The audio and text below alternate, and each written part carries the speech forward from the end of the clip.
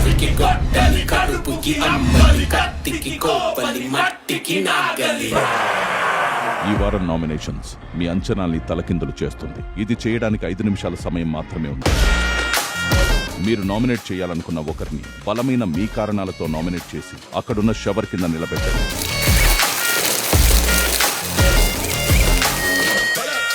Big boss, నా nomination Bharani అన్న. మీరు ఎందుకో ఆలోచించి వెనకాడుతున్నారేమో నామినేషన్ చేయకుండా. ఇక నుంచి మీరు కొత్త భరణిని చూస్తారు, ఎలా ఉంటుందో ఆట నేను చూపిస్తానని వచ్చారు.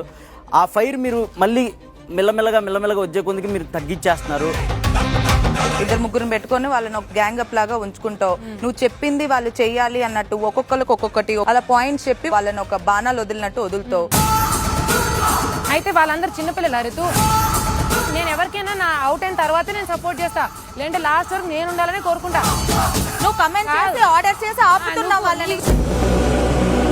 నాకన్నా బెటర్ తనుజ అనిపించి నేను డెసిషన్ తీసుకున్నాను తప్ప మీరు ఎందుకు అవ్వకూడదు అనేది కూడా స్టాండ్. అదే చెప్తున్నా. ఆ టైంలో ఆపోజిట్ ఉన్న పర్సన్ కి మీరు ఎంత చేశారో మీకు తెలుసు.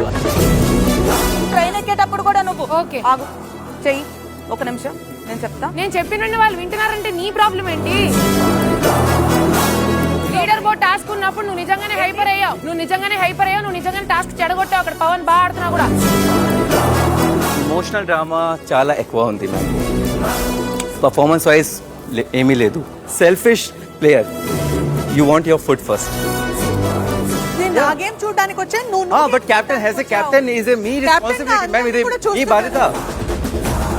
లీడర్షిప్ బోర్డ్ లో బర్నీ గారు, సంజన గారు, దివ్య గారు ముగ్గురు స్ట్రాంగెస్ట్. వాళ్ళకన్నా పైన నేను ఉన్నాను. So that shows my game is improving. Next week లోపల టాప్ 5 లో వస్తాను నేను. నాకు ఆ కలబర్ ఉంది. అదే చూపించమంటాను, నిజంగా చెప్తాను. అదే చూపిస్తాను, కన్ఫర్మ్ చూపిస్తాను నేను.